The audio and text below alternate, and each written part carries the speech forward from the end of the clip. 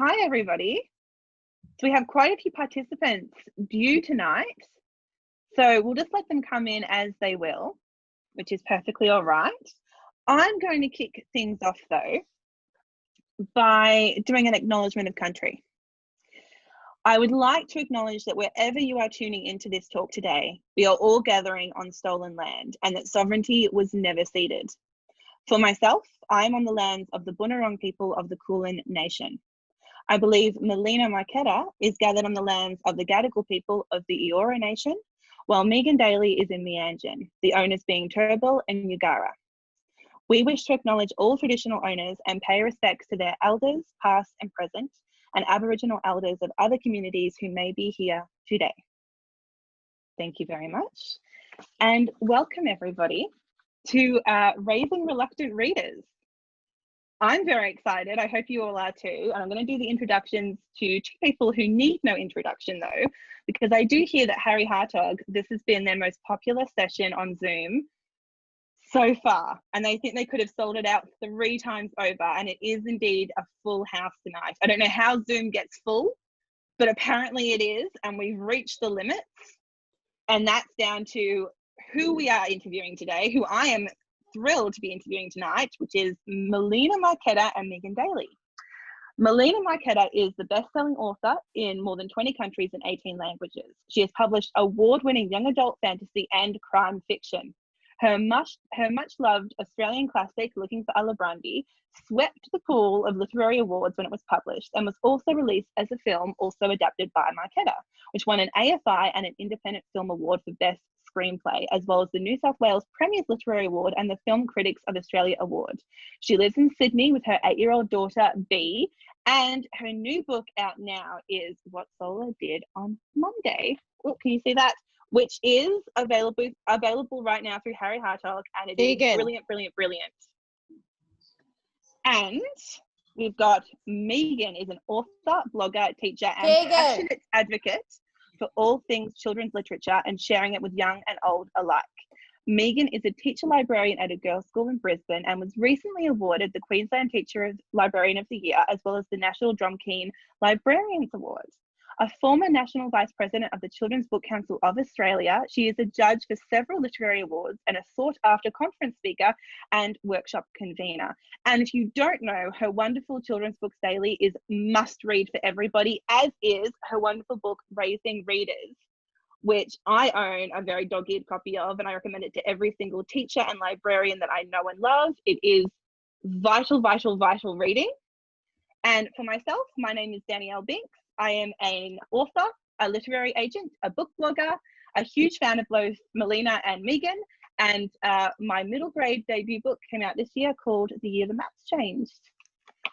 Welcome everybody. Can we maybe, since I'm on gallery view, can we maybe just get some hands in the air to say we're ready to start? Yeah? Let's do like an informal clap. Love it. Thank you kindly, everybody. I'm going to kick off, I think, with a little bit of housekeeping, if you don't mind. I will mention that both Raising Readers and What Zola Did on Monday are available through Harry Hartog right now. I'll also say that I will be doing questions at the end. And there's a couple of ways we're going to be doing questions. If you would prefer to not unmute yourself and to not put your camera on, you can type the question out to me in the chat, and I will, of course, acknowledge that it was your question, but I will pose it for you if you'd rather not speak. But if you would like to have your moment in the sun and put your camera on and your speaker on and ask it of Megan or Melina or both, just put your name in the chat. And when I call on you, you'll know that means you're going to unmute yourself to ask the question. And once you've asked it, just mute yourself again. And also let's remember we're asking questions, not statements. Much as I know we would all love to wax poetic about what Megan and Melina mean to us, put that in the chat. We'll see it later, okay? But now let's kick off. All right. Both of you, Megan and Melina, I would like to start by knowing what both your journeys were to becoming avid readers. I want to know, did you grow up in households that prioritize books and reading? Did you have a certain member of your family who made sure that you were reading constantly? And I want to know, what were the books that kicked off your love of reading? Do we want to start with Megan? Okay, thanks, Danielle. And yeah, I'm really excited to be here tonight as well. I can see lots and lots of familiar faces and names. It's a bit like Romper Room. I see Anna and I see Liz. It's wonderful. No, look, I grew up in a household of readers. I was very fortunate in that sense. My mother is also a teacher librarian, and look, when I grow up, I'm going to be my mother. And apparently I have turned into my mother. And my father is an academic in violent extremism. So his choice of reading was quite different to a lot of other dads. A lot of crime, and his PhD was in a particularly nasty area of terrorism. And he read a lot that way inclined, still does. But no, I grew up in a household of readers, and my mum was studying to be a teacher librarian around the time I was coming into my tween years. And I vividly remember reading So Much to Tell You by John Marsden and having my mind blown. I just remember I was probably a bit too young to read it, but my mum was studying it at uni, and it just blew my mind in the same way that when I was quite young, I read, and I just put this book on my socials yesterday, I think actually, I came across a copy of John Brown, Rose and the Midnight Cat by Jenny Wagner and Ron Brooks. And I vividly remember my dad, who was our chief bedtime reader at home, I remember him reading that to me over and over again as a young child. And I was so taken by the fact that it wasn't sort of that happy. Like, I loved how much emotion was expressed in that book. And I think that's also why I loved So Much to Tell You. I've always been drawn to books which reflect the light and the dark in life, even as a very, very young child. So no, I was really fortunate to grow up in a household of readers, but I had some family members, some siblings who really struggled with literacy and continue to. So I'd seen both sides of the equation. I love it. Letters from the Inside, So Much to Tell You. I'm right there with you. Melina, what was your story and history of becoming an avid reader? Who did it for you? What books did it for you? What's your story? So I wasn't, I didn't really start reading until I was about at the end of first or mid first grade. And so I struggled as a reader, but I was in a household of readers. My mother was an avid reader, and my sisters, both younger and older than me. My younger sister, actually, who was 4 at the time, could actually read, and I couldn't. So for me, it started off as a struggle, and then the floodgates were open, and it was because of my mum. I tell this story all the time. I'm sorry if I'm telling it again, but when I was in first grade, she came up to speak to my my teacher because I wasn't reading, and she couldn't understand it because she had these 2 other children who were avid readers and could read. And my teacher said to her, "It's just a struggle." This was in the 1970s, 40 kids in a classroom, and very, very diverse. It was really not the first of the multicultural classrooms, but it was crazy. And my mum, and it was before parents went into the classroom. My mum pretty much spent the next probably 6 years coming to that school every afternoon to help her teach kids to read. And I always think that some of the inner west know how to read because of my difficulties. But once that happened, I remember she just would give us book after book. And the first book I read, that was a chapter book, that was a hard book, which I now realise my mother should not have given me, was Black Beauty, and I didn't like it, except I didn't know at that stage in my life that I could pretend that I had read it. But she had promised me that if I finished reading that, she would give me an Enid Blyton book, and she had read them when she was young. So I remember thinking, well, there's something exciting that's going to happen. And I have to say that I felt that Enid Blyton started my imagination going crazy, especially the Naughtiest Girl books. Loved them so much. And once again, like what Megan was saying, just flawed characters just interested me. And she was the naughtiest girl, but I just could tell that there was a story behind her. And I've always liked that sort of a character. I love that. I still have my mum's Enid Blyton books, and I was compelled to read them because her name was written in them, and it was sort of proof that she'd read them. And I kind of loved that. I loved retracing the books that she read growing up. I thought that was part of I had to read these to be part of the conversation with her, and I loved that. So, Melina, I absolutely adored what Zola did on Monday, which is the first in a 7-day series. And correct me if I'm wrong, it's a junior fiction series. Tuesday is out in August and Wednesday will be out in September. I think that's right. I wonder if you could speak a little bit about what compelled you to write this book, which I'm saying it's for ages 5+, but again, correct me if that's wrong. But could you please tell about the background with this book and your own reluctant reader? My own lovely reluctant reader. Yeah. Well, and that's why I'm so interested in. I was excited about this because Megan was here. I thought, oh my goodness. It's not a hard thing. Like a lot of people think it's hard for me having a reluctant reader because I'm a writer, and that's rubbish. And because I'm a teacher, I was a teacher. Who cares? It's because reading was solace for me. It brought me so much pleasure, and even in the darkest times it was something that just, I don't know, even during the early days of isolation, I went back to reading. Like we'd be in bed at night and I read about 5 books, and I haven't read 5 books in a row forever, and I just feel sad in a way that she mightn't have that in her life. But the thing that I learned, it was an interesting thing to learn, the most basic thing, and I feel a bit foolish saying this, but when I fought very hard for her to be, by the time she was in 1st grade, I fought very hard for her to be in reading recovery. We've got this program. And that was kind of an eye-opener for me, because I remember her teacher for reading recovery, who I loved, said to me, you know, if there's a lot of words on the page for her, and that's a real big issue. But she has to learn how to read books that have got a lot of words on the page. So, you know, in a way, we didn't leave behind picture books, because she loves being read to. She loves stories. She's got a great imagination. But I could imagine that it was really difficult for her to, you know, have all these words on the page. And I also know from the point of view of a parent how painful it is to be sitting next to your child at night and trying to get them through the reading of a book. All I want is the end of the chapter, you know, just to be able to say hurrah for both of us, you know. So I was just aware of the pages she loved that had a picture, the pages that she'd say, oh, this is going to be hard, that didn't, all of those things. And at the same time, my editor, Amy, said to me, she had reread The Gorgon in the Gully, which I had written for Puffin's 70th anniversary. And she said, you know, I just loved The Gorgon in the Gully, which I told you was a failure before, but I'll explain why. But she said, I really loved the Gorgon in the Gully, and I think you could write for that age group. And I said, oh, no, that'd be ridiculous.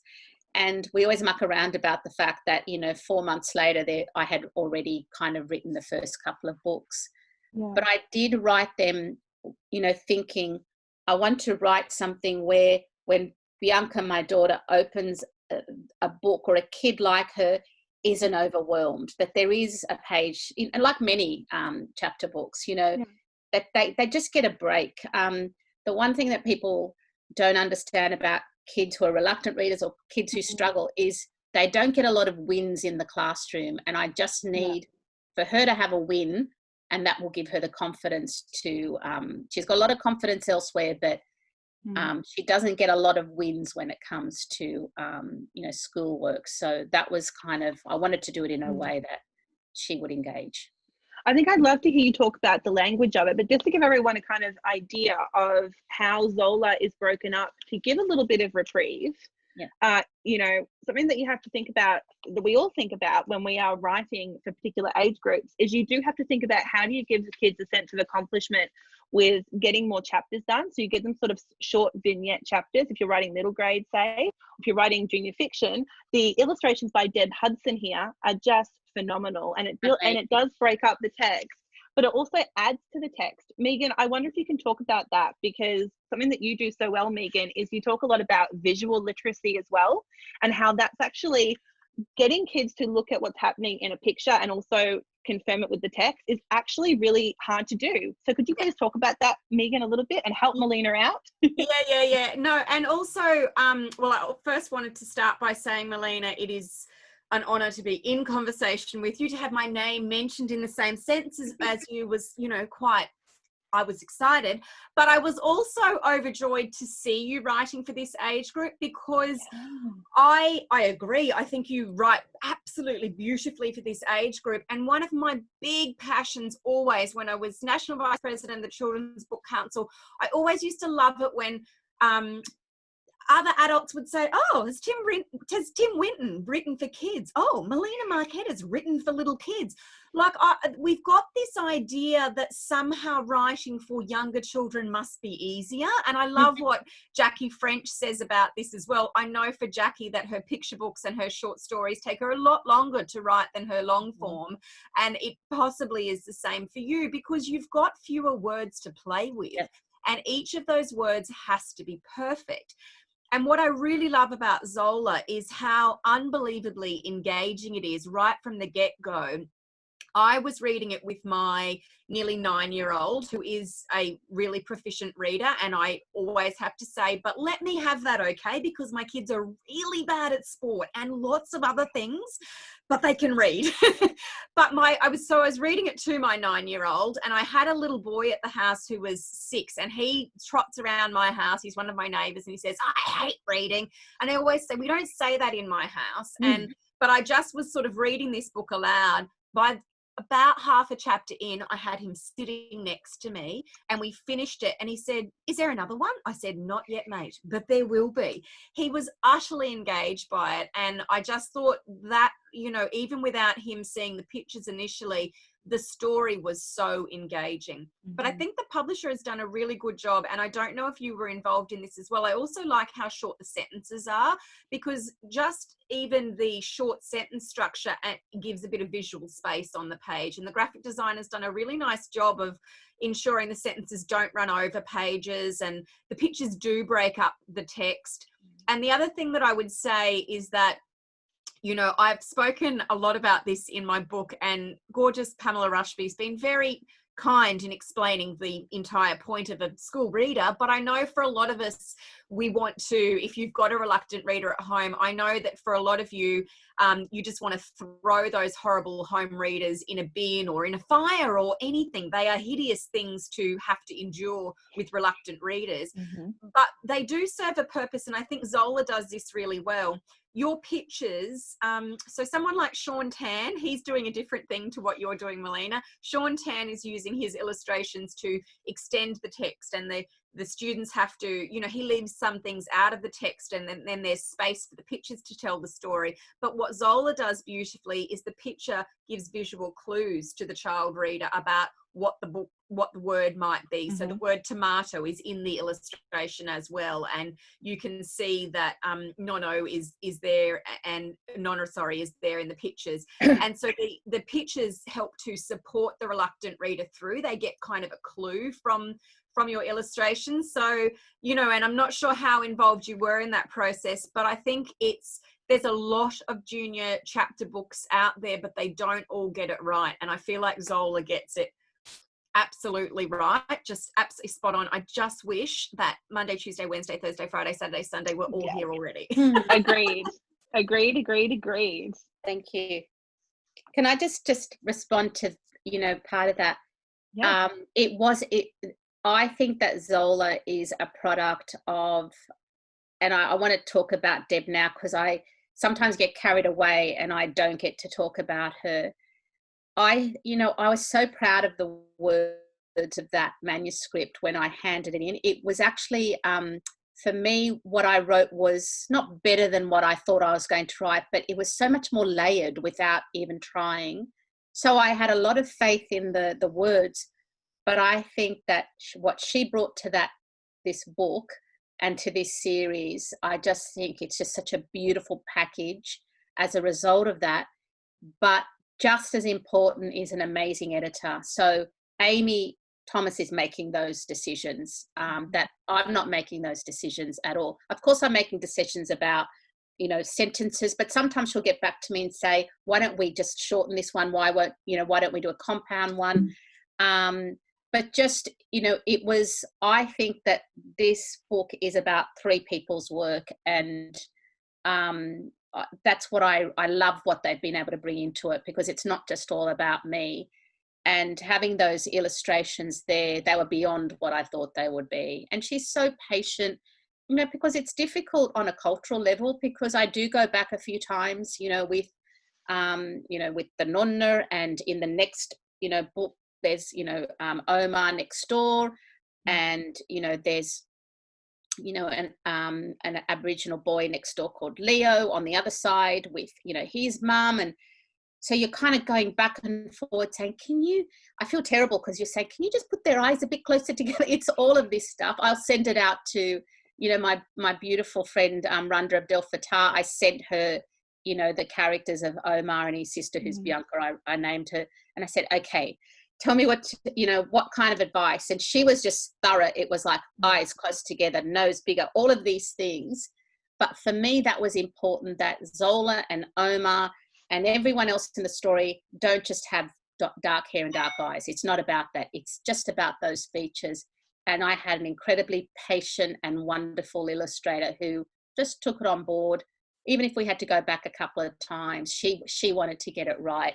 And I think that's going to be the beauty of these books.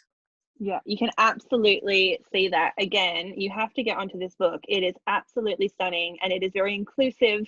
It actually reflects the world of Australia right now, and it is an absolute triumph.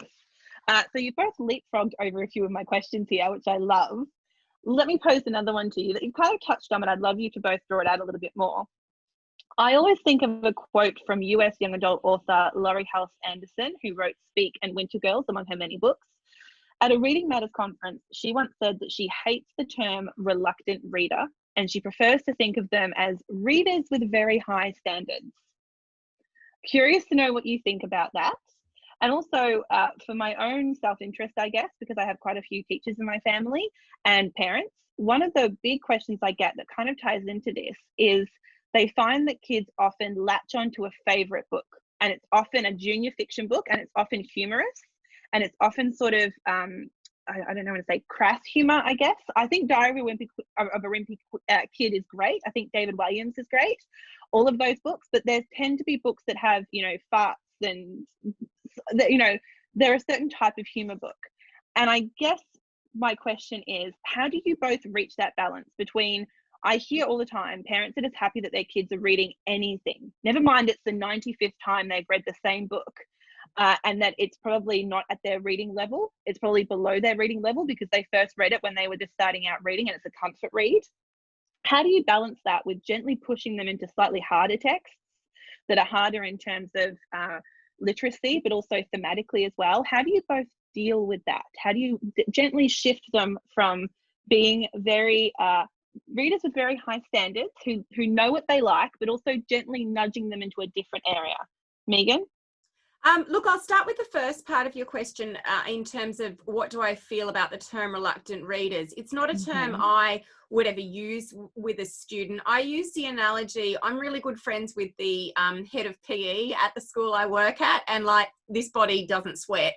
And she would say she doesn't do a huge amount of reading, but we work really, really well together, and we often talk. We've actually done quite a few talks together where we'll use a sporting analogy and I'll use a reading analogy. I think, like anything to do with sport, I actually think reading requires training as well. And she's an incredibly inclusive PE teacher, and both of my girls are never going to make it to the Olympics. Actually, they're never going to make it to the districts, probably not even the school team.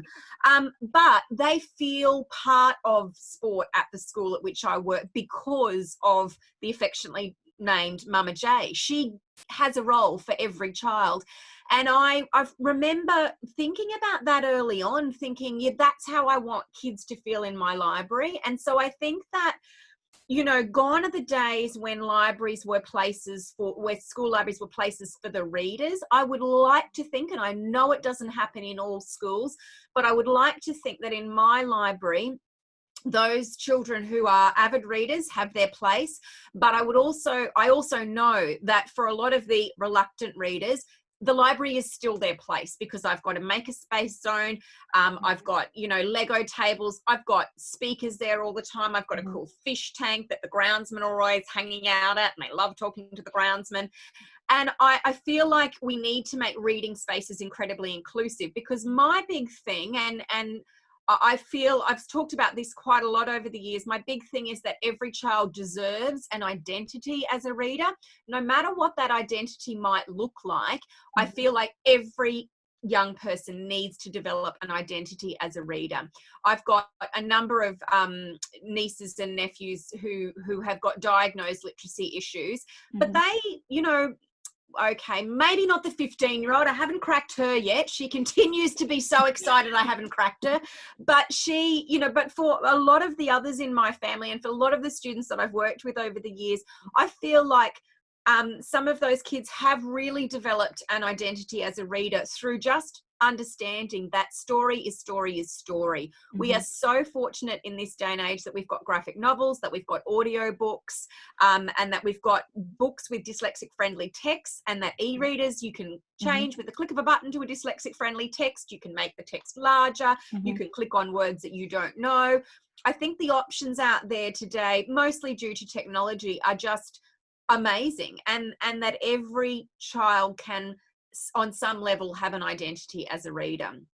And now the second part of your question was, how do we get them to maybe shift away from those beloved books that and quite at their level? I am not above bribery, and I have been held down before, but again, we pay kids to wash the car or pocket money to do the dishes. I have no issue whatsoever with paying one of my children to read a book. You know, sorry, Tristan Banks, but I had to pay Ava, my 12-year-old, I had to pay her to read Detention. You know, ended up being one of her favorite books. And Danielle, I'm sure it's why she then so enjoyed your book as well, because it was familiar territory to her. But, you know, I am not above bribery and corruption as a teacher librarian, as a teacher and as a parent. But I also think that for all of us, I often say to the students at my school, for me, things like Frankie magazine, they're like my mindless reading. When I'm really stressed, I'll go back to a magazine or just something that's, you know, Anne of Green Gables. I could reread Anne of Green Gables forever. Oh, I think Melina likes that one as well. I have a funny feeling. Oh, good. But they're like my comfort reads. But I always say to the girls, but I extend myself further. I'm not a massive reader of biographies, but, you know, I will challenge myself to read a biography every now and then. And I always come out learning something. So I just talk to my students about the fact that it's like sports. You've got to try a range of different things. You can't just do the one thing all the time. And so for those kids that constantly are borrowing Walliams, I'll say, yep, you can have one Walliams, and then you've got to have something that I'm going to give you as well. So I think in a school setting, it often comes down to a teacher or a teacher librarian being able to say, okay, you've read like Walliams 20 times over or Harry Potter 20 times over. We're going to try, you know, let's go sideways a little bit and try this one, and then you can go back to Walliams for a while. I love that. That's really good, actionable stuff. And Melina, how do you feel about the term reluctant readers?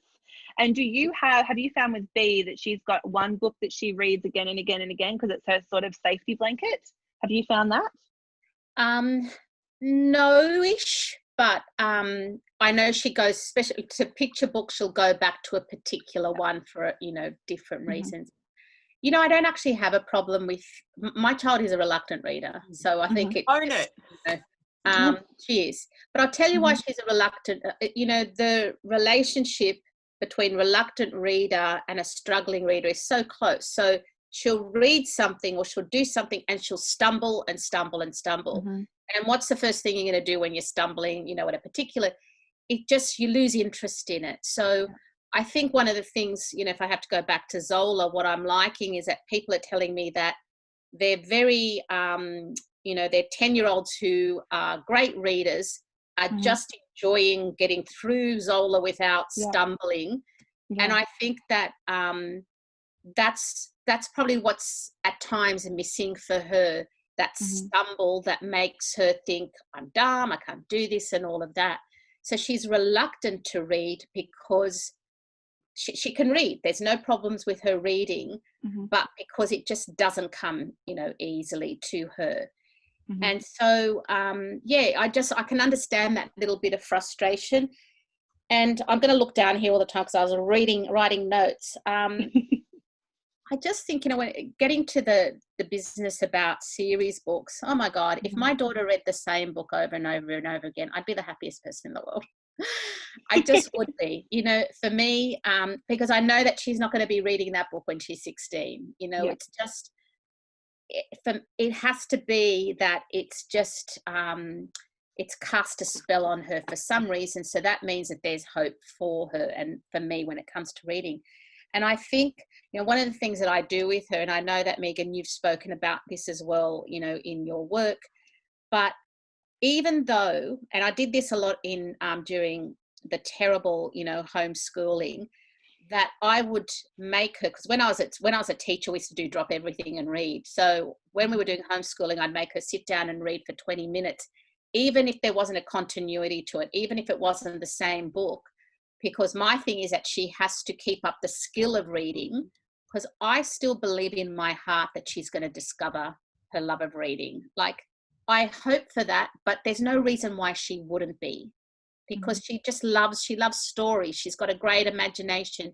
She's crazy. She's all those things. So for me, I want to prepare her for when she does find that book, that she's going to be able to read it. And it goes back to how we feel about the readers. They are awful and all of those things, but they are teaching them, you know, how to read. But at this point, and it's funny that you mentioned both these things, I just bought her a David Williams book, the one about slime, because if there's one thing my child loves, it's slime.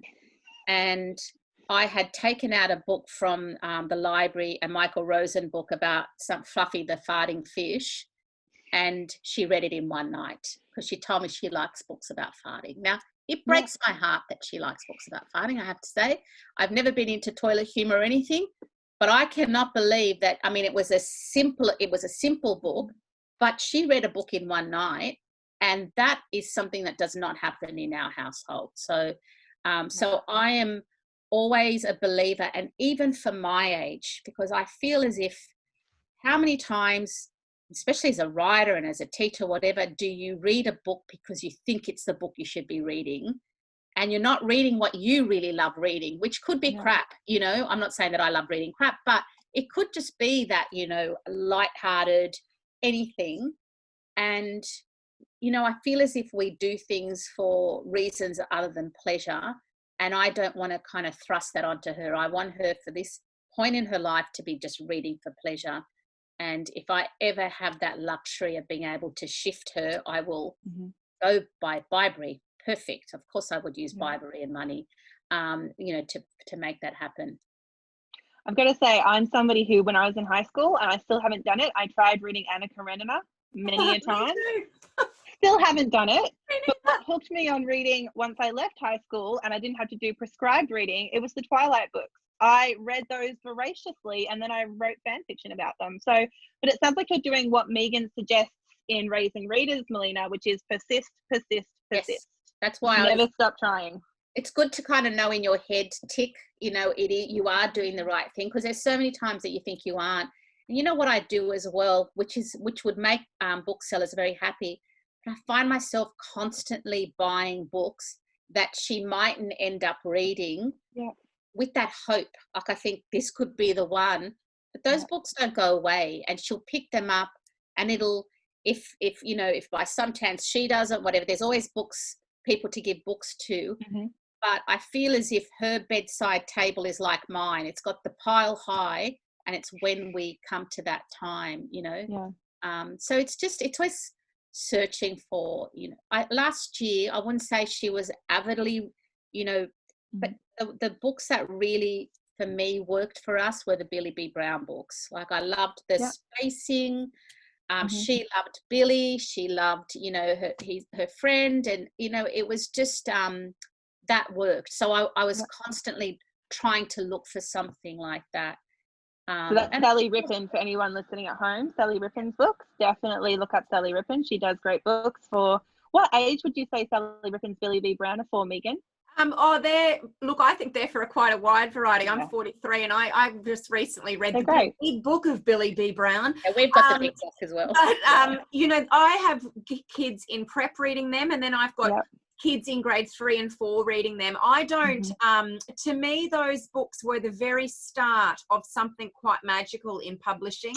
Now, Sally wrote those for her son who has dyslexia and is now an adult, I think, and Hey Jack. And her new series, Polly and Buster, is an older reading age group, but in fact, in that series, Buster has dyslexia, and it's not really named, but you kind of get the idea eventually that Buster has dyslexia. And I took one of my 8-year-old daughter's friends along to see Sally when she was in Brisbane last year, and this little friend has dyslexia.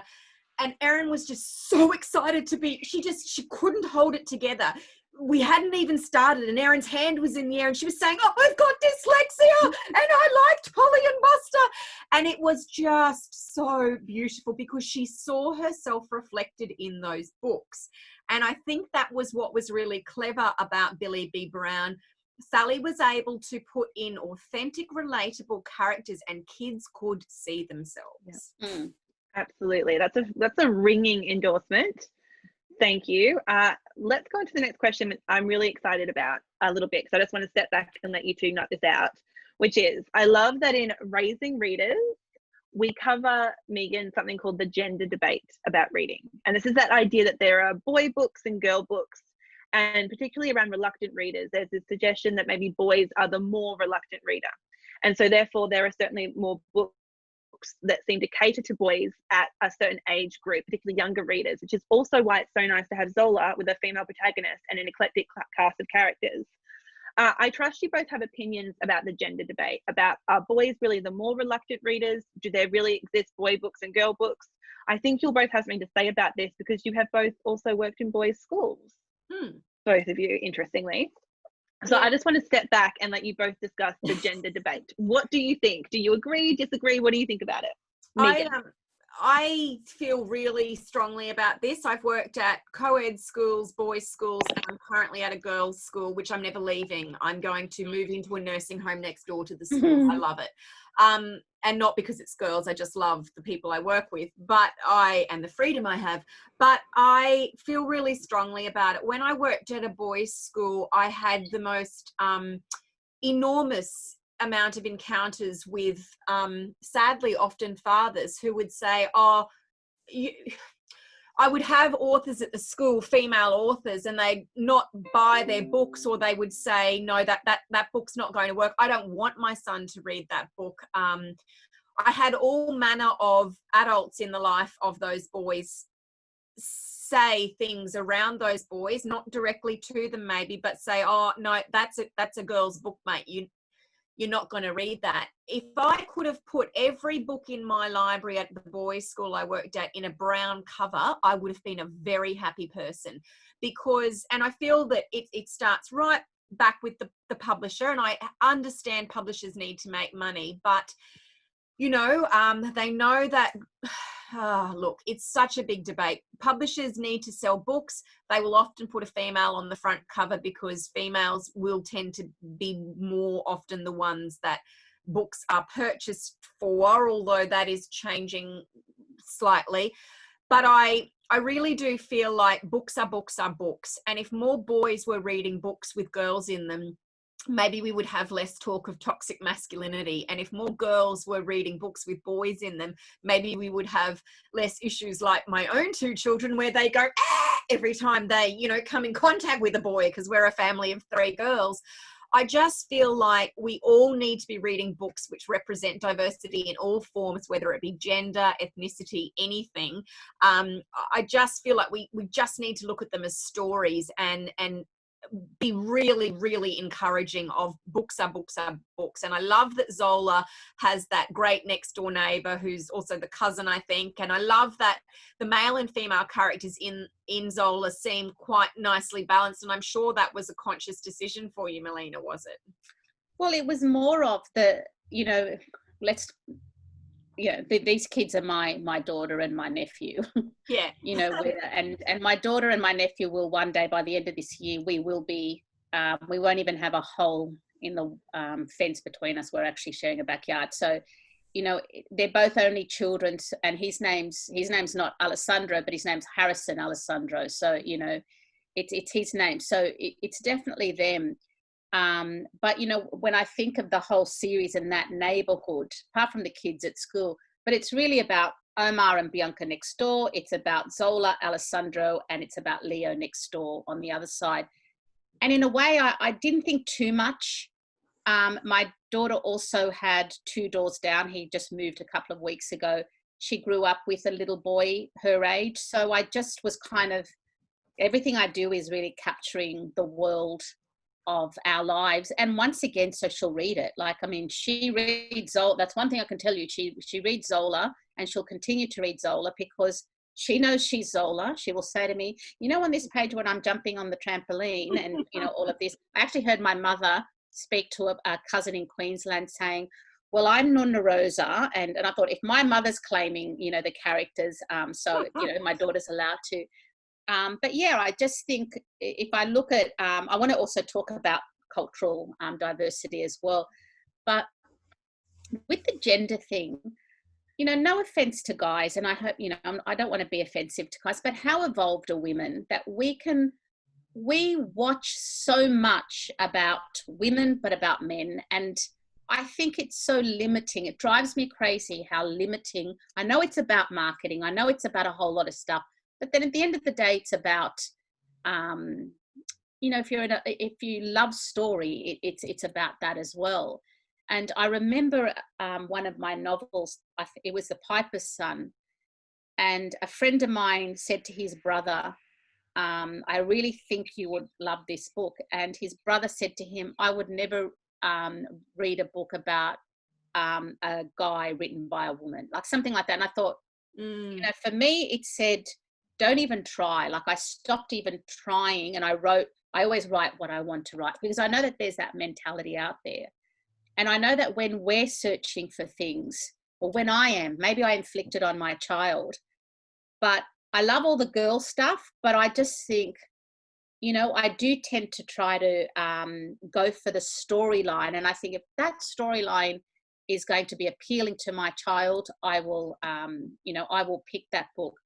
I do believe it begins with us. I think that I've seen it happen. I've seen, you know, mothers and fathers be very particular about how their boys play, how their boys, you know, dress. You know, are they playing with the, you know, my daughter's Barbie dream house? And, you know, I feel as if it starts from there. And then, of course, it is about the publishers and everything else. But, you know, it always makes me a bit sad, but everything to do with gender makes me a bit sad. So, you know, it's just one of those things that I just try very hard, but I don't write to that. I don't try to get into the head of what a reader is going to want from me. I get into my head of, this is a story I want to write. And it made all the sense in the world that Zola was a girl. But, you know, I've been asked quite often, can boys relate to this book? Of course, boys can relate to this book. It's about a naughty girl and her naughty dogs. You know, it's, you know, how can you not relate to that? So I think we often reinforce, or society reinforces, this idea that boys are not willing to persevere with reading female stories, but girls often have to contort themselves into a world that is largely dominated by male stories. And that they're fine to do that because they are willing to compromise, whereas boys are not. We constantly reinforce this, that boys are the ones that have to be catered to. They're the ones who are the reluctant readers. They are not willing to persevere with a book with a female protagonist, or, as you both said, maybe it is the father or the brother or an uncle who's saying that, who's reinforcing. But also to say, what I didn't answer is, no, I've come across more reluctant female readers than male readers in my life. You know, the boys I've taught, my nephews are avid readers, my goddaughters aren't. My daughter's friends, or my friends at my daughter's school, as in the parents, it's the ones with the boys, you know, who have the avid readers. So I don't see, what I do see is there are a lot of books out there for boys, but I certainly don't see that boys are reluctant readers. No, and I would agree with that. And I also think we are slowly chipping away at it. I mean, and I also hate to say it, but I do think it often comes down to the male adults in the life of the child and their willingness to read books which might, in their mind, be more targeted at a female. I do think we are chipping away at it. And that is because of things, you know, that are happening in the publishing world, including things like own voices and including there being just more people willing to stand up and say, hey, this is just a book with great authentic characters and you are going to love it, and not giving children the option almost to have an out. I mean, I don't, it's like, you know, with Indigenous literature, you know, we would never say, oh, well, no, you're not going to enjoy that. It's got an Indigenous main character. As if. That's never going to happen. And it's the same with a female and a male protagonist. It's a story, guys. It's just a story. And I would agree, Melina. I actually feel like I've got more female reluctant readers in my own life than what I do male reluctant readers. So, you know, I think there's a whole lot of stereotypes out there, and I think that we are gradually chipping away at them. But again, you know, it's I also often will say to anybody that says to me, oh, it's got a female main character, I say, well, so do a lot of movies, but you know, your boys still watch the movies with the female main characters. So, you know, and then we've got books that are fantasy which have got characters who are dragons or dogs, or you know, what is the gender problem? I just don't, it actually, I almost am sick of talking about it. Except that I'm not. It's important to have the discussion, but I just think a story is a story is a story. Yeah. I will flag Bethany Loveridge just said the same thing, Megan. Oh. Kids always grow up with books that have dogs and trains and dragons. And they can go, Bethany. We're on the same page, literally. I will just flag, we do have some questions coming through, but I will note that Melina wanted to discuss cultural diversity. And I think given the week that we've all had, it's really important to talk about reading beyond our own experiences, be they our class, our race, our gender, our sexuality. So Melina, given that Zola has such an array of characters, you mentioned an Indigenous next door neighbour, you mentioned that you've asked Randa Abdel Fattah, who's one of our wonderful Muslim YA authors, for, you know, some input on the diversity representation. Could you please speak a little bit about the need for widening children's cultural diversity reading as well? I also know, Melina, because we just spoke on Instagram, I recommended Amberlynn Quay-Mullina's upcoming Living on Stolen Land, the wonderful Magabala Books poetry verse novel. So Melina, would you like to talk about the cultural diversity in the children's books landscape in Australia? Oh, I'm not an expert. Once again, it's coming from my experience. You know, I'll go back to Alibrandi in a sec, but, you know, I have to be honest, the one thing that I did find missing with early chapter books was diversity. And it surprised me. It actually did surprise me, because I feel as if, you know, YA, you know, I felt that there were books, definitely there are books. There can always be more, but there are, and same with picture books. But, you know, maybe I wasn't looking in the right place, but I just did not feel that there was a lot of diversity. And, you know, when you think of what Megan was saying about your little friend who had dyslexia, identity is such an important thing to a kid. And so I always say that one of the reasons that I felt that I could write Alibrandi was I was this avid reader. I loved reading, and I never saw myself on the pages of a book. This was back in the 70s, 80s, right? When you don't see yourself in a book, in the media, you know, represented, you actually don't think you're important. Like I don't come from, I'm not a person of color, but I remember growing up thinking I wasn't important. And what you do think is the dominant culture you're reading constantly about is important. So then if you get into the head of a kid who is from an Anglo or a Celtic background, they're reading book after book after book. They're watching movies, they're watching television series where they are present, then they think, and it's not because they're bad, but they grow up believing that their way is kind of the better way.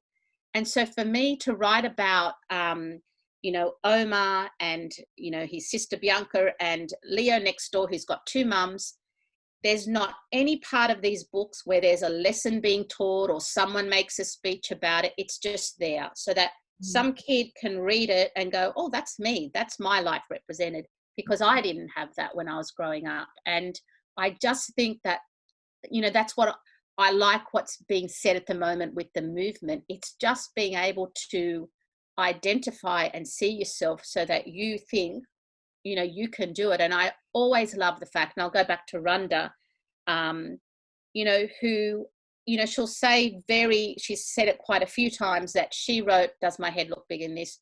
Because she had read Alibrandi and thought, in a way, if she could do it, I can do it about my culture. So if it starts off someone else, you know, wanting to write about their culture, then, you know, I think that would be one thing that I'd be happy as a legacy of my first novel. I love that. I love the idea of we read to know that we are not alone. And Mel has brilliantly said in the comments that it comes back to having windows and mirrors in the books that we read, windows into other people's lives, as well as mirrors that reflect our own life. And we can't always be looking in a mirror and reinforcing the norm and the establishment, because that's how we get into strife, where we, for instance, have a Prime Minister who doesn't know that Australia has a history of slavery. Which is nice segue into Belinda Cunningham's question for Megan, which is, she often recommends parents try non-fiction for reluctant readers. However, she does get pushback from parents that they should be reading fiction. Do you think that reading non-fiction or topics that kids choose is less helpful than fiction? Oh, well, actually, I was going to suggest to Melina earlier, and I'm sure you've already done this, Melina, but I was going to suggest nonfiction for your daughter, particularly in the area of slime. I have approximately 24 books in my library on slime recipes. They're very popular, and they often come back with the pages glued together with slime. But I actually think nonfiction is a fantastic way to engage sometimes reluctant readers. And one of the best things about nonfiction is that they often have text boxes and pictures and captions and headings and subheadings. And we also don't expect a child to read a non-fiction book from the front to the back like we do with a narrative. So they can be much less overwhelming. And if a child's got a particular interest, be it trains or slime or fairies, maybe not non-fiction fairy books, although I still believe in fairies, but, you know, there are so many different non-fiction books to cater for so many different people. And I actually think that, you know, a great non-fiction writer is every bit as skillful as somebody who's written a narrative. And then there's those fabulous books which are sort of a narrative nonfiction, and they're a very popular area of publishing at the moment, where, you know, they have fictionalized a particular area that is nonfiction, or in some cases there's these wonderful picture books called the Nature Storybook series, where there's nonfiction text in one font and then the fiction story is in a different font, the narrative is in a different font. And they've become probably my most favorite picture book series, because I think that they hit both things. It is of course important that a child falls into that joy of a narrative and sees the beautiful story arc and all of those things, but you know what, that's not going to happen anytime soon for some kids. And for a lot of kids, I think nonfiction is an excellent entry point into becoming a reader, because it also gives them a purpose. I know with my 15-year-old niece, who would still call herself a reluctant reader, she's upstairs at the moment, but one thing that she does love reading is cookbooks, because they have a purpose, and she cooks a lot. And I just think, and I'll constantly say to her, dude, you know you're reading. She's like, but you know, some children need a purpose to their reading, and I think cookbooks or slime books or gardening books, whatever their interest is, are a very good entry point for a reluctant reader. That is parenting, but we watched The Martian the other night. I love that film, and she loved it as well. And so we did exactly that. Like, I thought, okay, this is a good opportunity to look at space books and the whole thing. So she was, you know, for me, even if she's got those books in her hand at night and she's looking at them in her bed, I know she's still engaging. It's, you know, so you do have to change your view of, you know, what reading is or what it looks like. Yeah.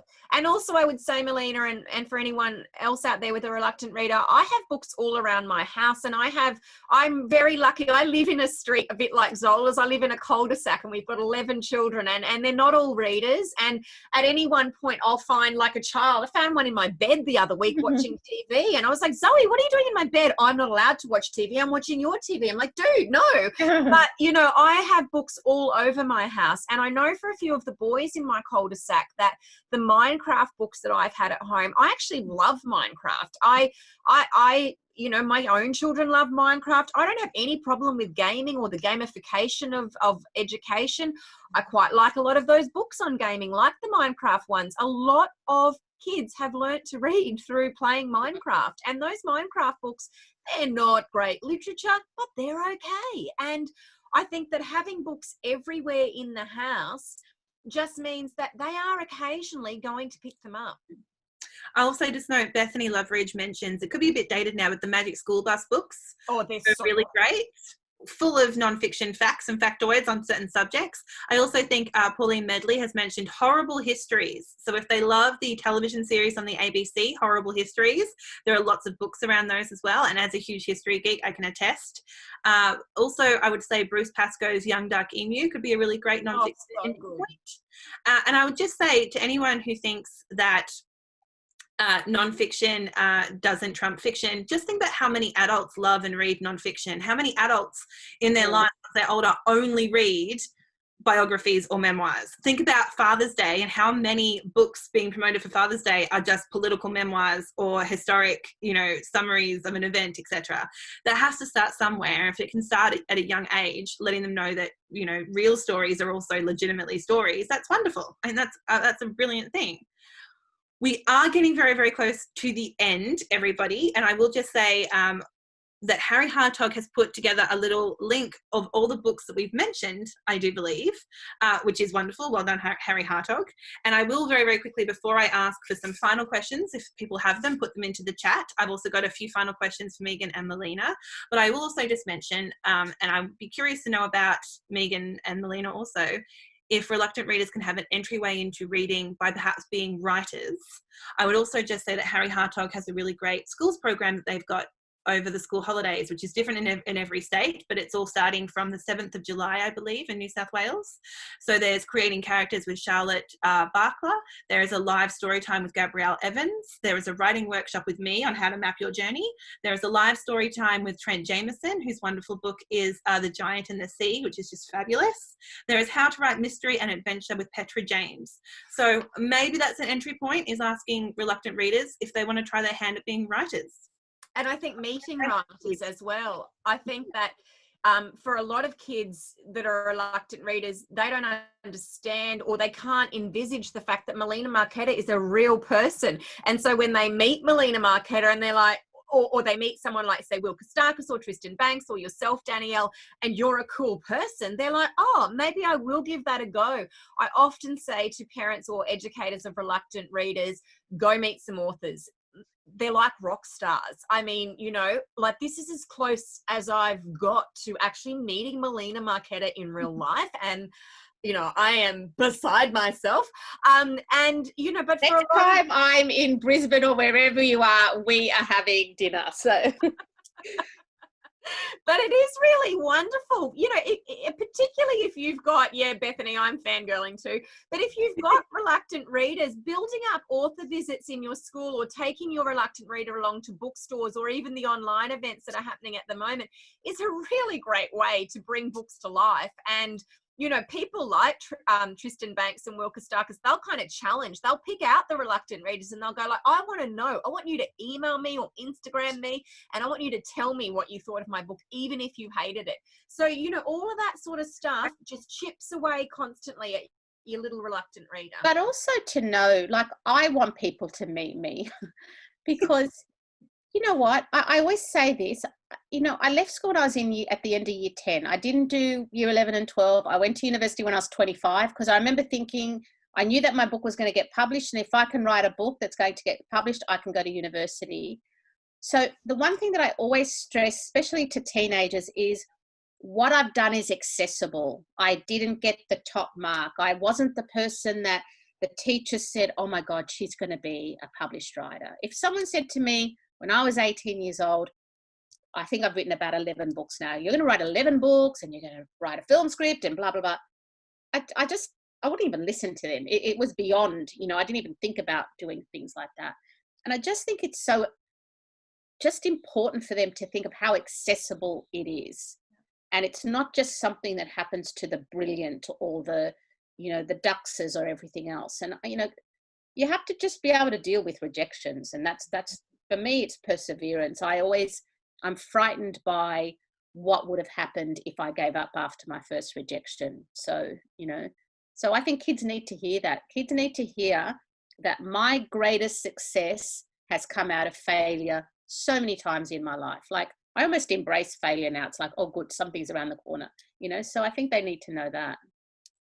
That is so wonderful. Can we also briefly touch on Megan? I saw in the comments people were asking for where can they get a whole lot of slew of recommended reads for kids of various age groups. And I wanted to point out that Megan has Children's Books Daily, which is her fabulous website. And there's also your Kids Next Read. And I also think, Megan, you have a book club that you're starting. Do you want to talk about your Kids Next Read Facebook group and how people can find that? And also the book club that you're starting. Yeah, so I run with authors Alison Tate and Alison Rushby, who are middle grade writers. I run Your Kids Next Read. It's got about 11,000 people in it now. Lots and lots of authors are in that group as well. And I just saw someone mention Sam Wheeler. She's quite active in that group as well. And Danielle, I think you're in that group as well. And it's actually a really fun place to hang out. I spend less and less time on social media these days because it can be a big distraction, but it's one of my favorite places to hang out. It's a very inclusive group and you can ask anything. You can say, I've got a 12-year-old that's never read a book, but she picked up Smooch and Rose by Samantha Wheeler and she really loved it. What else is like that? And you'll get 50 suggestions in 10 minutes. It's a lovely group.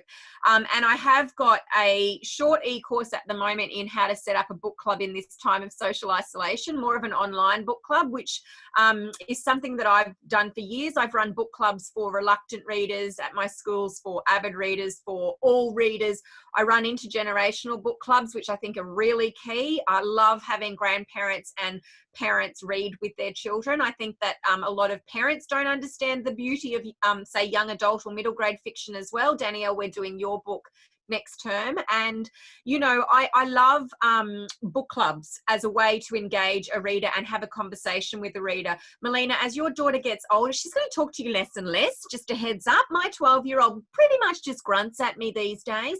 But she and I do still talk about books quite a lot and it's often one of the only kind of entryways I've got with her at the moment. It's the only currency I've got with her. And so I think that book clubs that are intergenerational are really great. So I've got a short e-course at the moment and I've got a longer one coming very soon about just building up a book club in your local community, whether that be your neighborhood community or whether that be your school community or internationally. I've got lots of relatives overseas and we have a book club for all of the nieces and nephews, the readers and the non-readers. I love that. We do have to start wrapping it up now. I am afraid we've gone a little bit over time, but that's okay. We had a few stragglers coming in, so I'm just taking that as some, you know, overtime.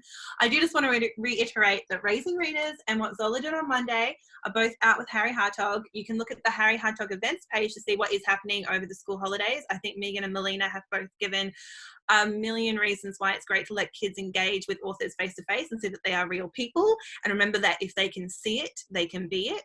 I think that's really important. I would like to end though from both Melina and Megan. Is there one last little suggestion of how to hook reluctant readers, or one last little, I don't know, encouragement that you want to give to parents who have reluctant readers that you would like to give to everyone as a little final note? Melina?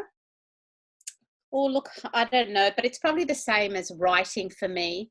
I write every day and, you know, 80% of what I write might be crap, but the 20% that I find the next day that works is my trigger point into that day's writing, and it ends up being a novel. And I think the same with, you know, kids and more for me, my daughter and reading. I never see that was a disaster of a day with reading, whatever. If she even read one page, or if we have a little conversation about anything she's read, that's a tick. That is kind of, that's a success. So I suppose probably redefine what you consider a success. And that is not finishing a book. It could be finishing a page, or your child asking you one question and you think, wow, it generated a question. That's enough. So. And mine would be, I was actually going to say something similar. I was going to say, see it as almost training, that sporting analogy again, because I'm such a sports star. But actually, the other thing I would say is keep it fun, and, make sure that you don't just see it as a chore yourself and that you make it a chore for your child. Make it as fun as you can. Find the funny books, go with the farts, do whatever you can to keep the fun in reading and make them see you reading as an adult. I love that from both of you. I'm going to take that. I'm going to also apply persist to me as well when I have my moments of being in reading ruts. It's helpful for anyone and everyone to remember that. I would just like to say thank you, Megan. Thank you, Melina. I'm in Victoria. You're in Queensland. Melina's in New South Wales. This party happened.